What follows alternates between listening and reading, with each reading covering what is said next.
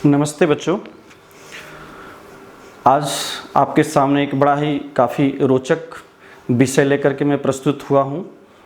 वो जो रोचक विषय है बड़ा ही समझने में उतना ही आसान और उतना ही मार्क्स उठाने में भी काफ़ी आसान, ये दोनों बातें हैं। इसमें कम मेहनत में आप अधिक से अधिक मार्क्स उठा सकते हैं आप अपने बोर्ड एग्जामिनेशन में।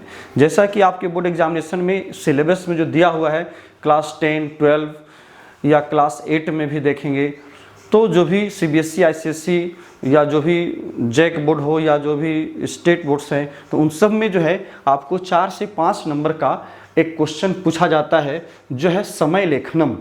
मतलब कि ये कि संस्कृत में किस प्रकार से आप घड़ी के समय को आप बता सकते हैं।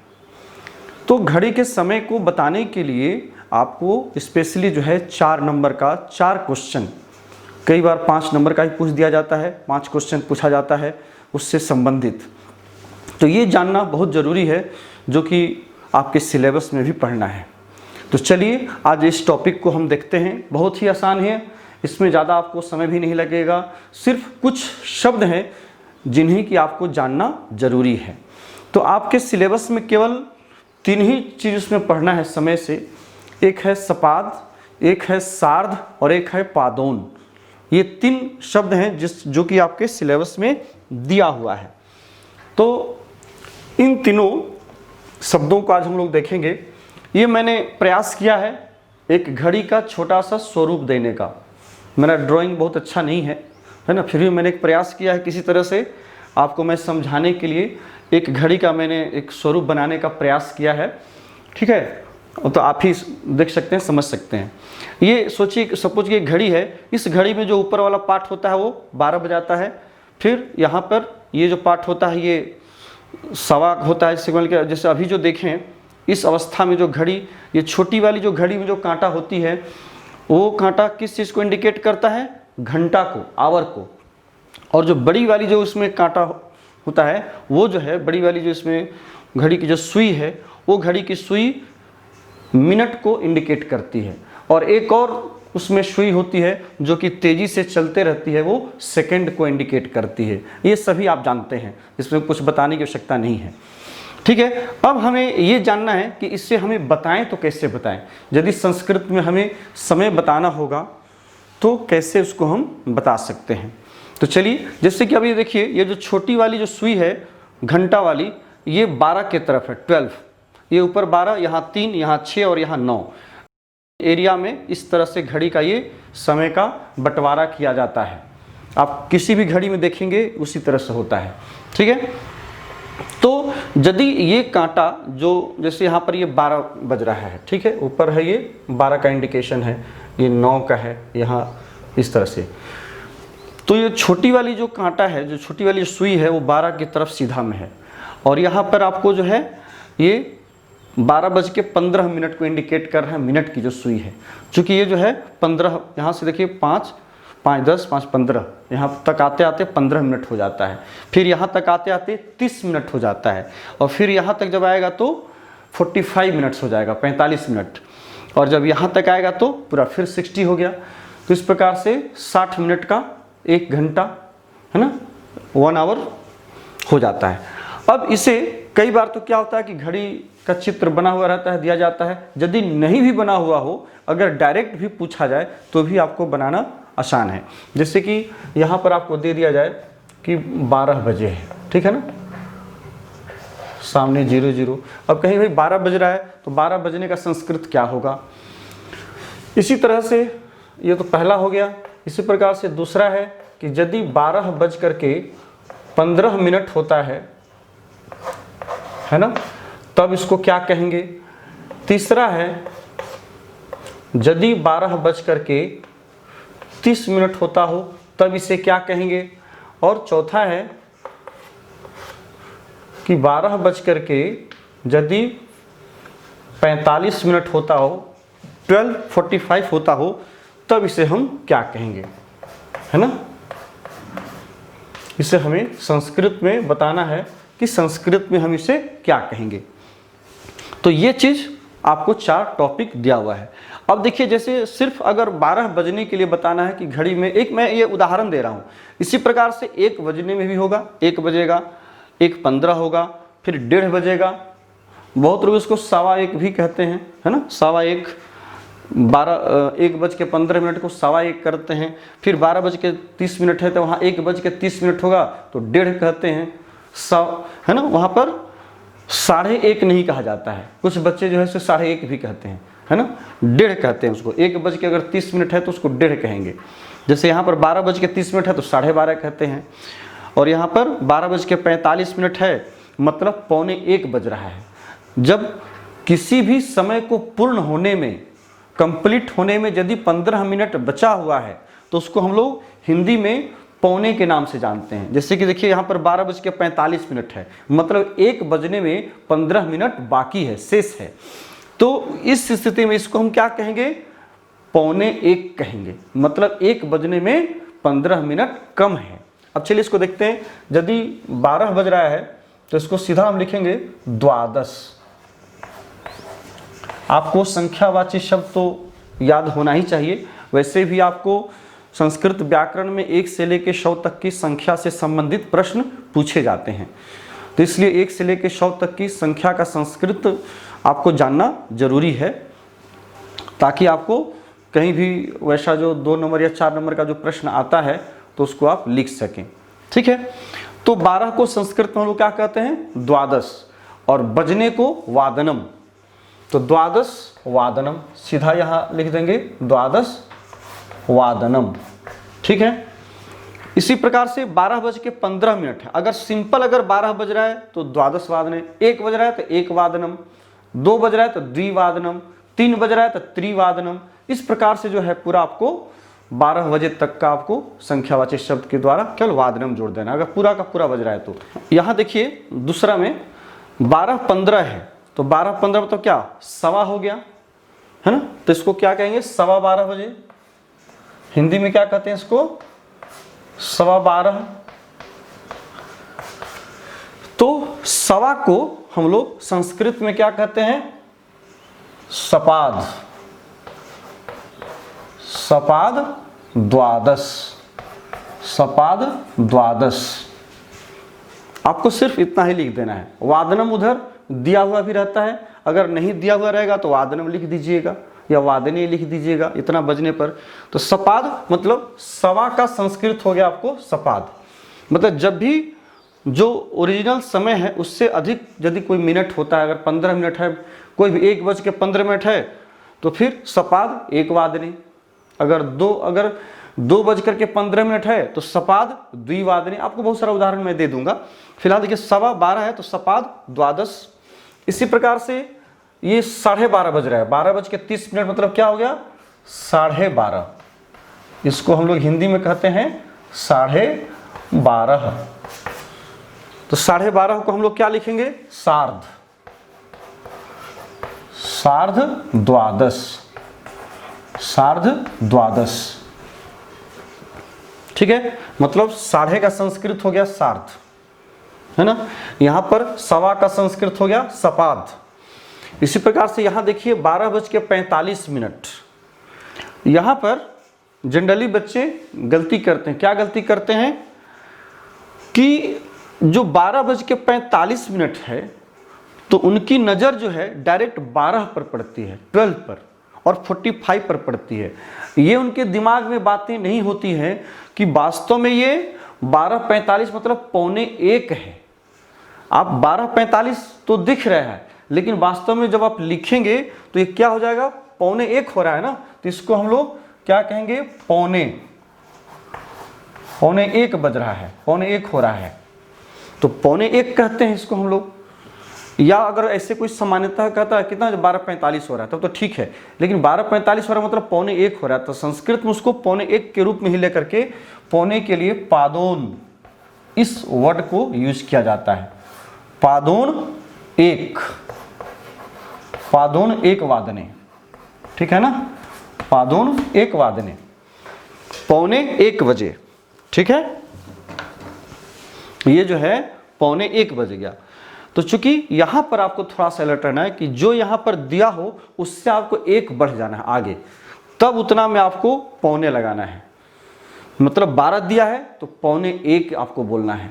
अगर 1:45 दिया है तो मतलब पौने 2 हो रहा है। अगर 2:45 दिया हुआ है तो पौने 3 हो रहा है। तो उसी हिसाब से यहाँ आपको पादोन द्विवादने, पादोन त्रिवादने, पादोन चतुर्वादने, पादोन पंचवादने, इस तरह से आपको लिखना। जो भी यहाँ पर दिया है उससे आपको 1 बढ़ जाना है। जबकि सामान्यतः एग्जामिनेशन में हम लोग जब देखते हैं, जब बोर्ड की कॉपी चेक करते हैं तो वहाँ बच्चे ये गलतियाँ जनरली करते हैं, क्योंकि उनका ध्यान जो है सीधा डायरेक्ट जो है 12 पर जाता है। तो क्या करते हैं, पादोन तो लिख देते हैं लेकिन पादोन द्वादश वादने लिख देते हैं, है ना। तो पौने 12 कर देते हैं, मतलब वो 11:45 बता देते हैं, है ना। 11:45 बताया, पौने 12 मतलब क्या, 11:45 हो गया, 11:45 हो गया। जबकि आपको क्या बताना है, पौने 1 बताना है। तो पौने 1 के लिए यहाँ पर आपको पादोन 1 वादने आपको बताना जरूरी है, तभी इस पौने का अर्थ आपको इसके साथ निकल सकता है। ठीक है, तो है कितना आसान, बस यही इसमें मुख्य चीज है। ये मैंने सिर्फ एक एग्जाम्पल दिया, इसी तरह से आप अनेकों एग्जाम्पल आप इसमें ले सकते हैं। जैसे मान लीजिए आपको रहेगा कि यहाँ पर मैं कुछ दे रहा हूँ, जैसे 1:15, ठीक है ना, 2:30, 4:45 या 4:30, है ना। इसी प्रकार से आप 9 भी बजा सकते हैं, 11 भी बजा सकते हैं, 9:45। अब देखिए ये सब जो आप देख रहे हैं, इन सभी को यदि आप संस्कृत में लिखना हो तो कैसे लिखेंगे, 1:15। तो आपको पहले राइट साइड वाला जो मिनट है उसको पहले लेना चाहिए। मतलब 15 मिनट अधिक हो गया, मतलब वो सवा कहलाएगा। अब तब 1 बोलते हैं, 1:15 नहीं। तो हमेशा इसमें जो है, जो राइट वाला जो मिनट का जो शब्द हम यूज करते हैं उसको हम लोग पहले लेते हैं। यहाँ भी देखिए पहले आया है साढ़े, मतलब क्या, 30 को साढ़े कहे, और तब इसके बाद 12 है, 12 जबकि पहले है तो इसको बाद में हमने 12 लिया है।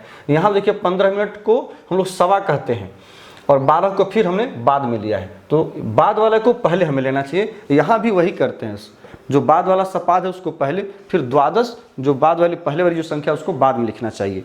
तो यहाँ क्या हो गया, 1:15 मतलब सपाद 1, सपाद 1 वादने, यहाँ वादने लिख सकते हैं। नहीं भी लिखेंगे तो वहाँ वाक्य में दिया हुआ रहता है, आपको मेन आंसर यही है, सपाद 1 वादने। यहाँ एक चीज़ और ध्यान देने की है, यदि एक तरह से नियमतः देखें तो सपाद में द के बाद ए आया है, तो अ के बाद ए आया है, तो यहाँ पर वृद्धि संधि की अपेक्षा होती है। आप यदि चाहें तो वृद्धि संधि कर दें तो ज़्यादा उत्तम रहेगा, ज़्यादा शुद्ध होगा। तो यदि इसको यदि संधि करके बनाइएगा तो क्या बनेगा, सपादैक वादने। यदि हो सकता है तो उसको जरूर आप ऐसा कर दें, सपादैक, है ना, सपादैक वादने। ठीक है, तो यदि इस दोनों को आप संधि कर दो, अ के बाद ए आया है तो इसलिए यहाँ पर क्या हो गया, ऐ हो गया। जैसे तथा जुड़ एव, तथैव, एक जुड़ एकम, एक कैकम, तो यहाँ भी अ के बाद ए आया है।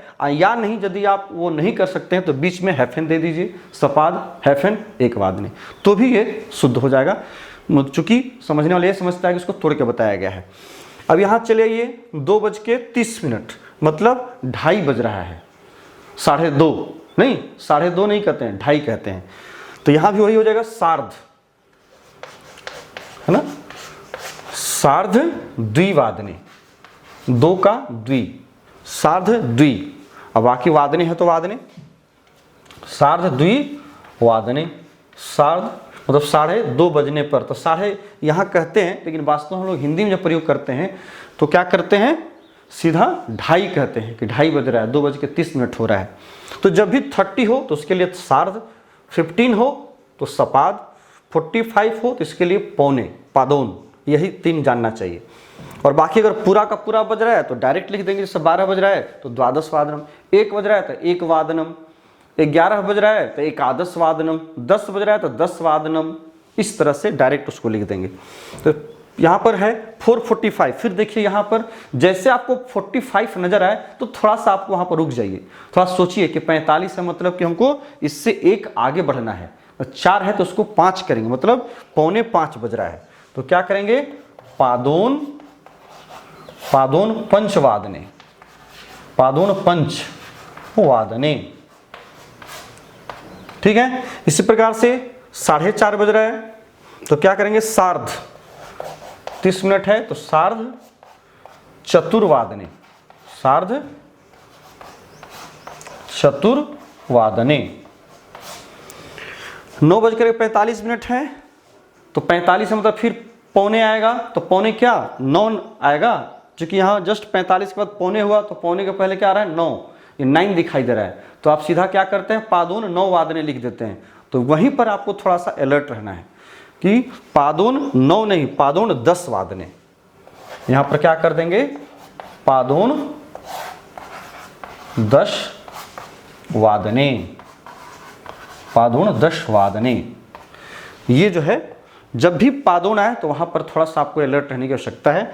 और इस तरह से आप जो भी आपको संख्या दी हुई रहेगी संस्कृत में, जो भी आपको हिंदी में या इंग्लिश में जो डिजिट लिखे हुए रहेंगे, इस तरह से आपको लिखे हुए रहेंगे।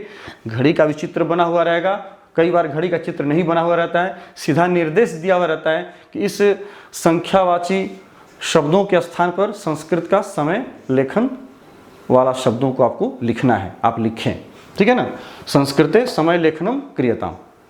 वो आप बोर्ड के प्रश्न को जब मैं सॉल्यूशन में जब दूंगा तो उस समय आपको इन सब पर मैं प्रैक्टिस कराऊंगा, क्योंकि अभी मैं केवल विषय को पढ़ा रहा हूँ। फिर इसके बाद आपको हर टॉपिक से संबंधित आपको मैं अभ्यास बनवाऊंगा। सारा बोर्ड का आया हुआ पिछले 10 वर्षों का संस्कृत का जो प्रश्न पत्र जो बोर्ड में पूछा गया है, CBSE ICSE बोर्ड, उस सब क्वेश्चन को मैं एक अलग से वीडियो बना करके आपके लिए मैं प्रेजेंट करूँगा। इस बात का आप जरूर ध्यान रखें।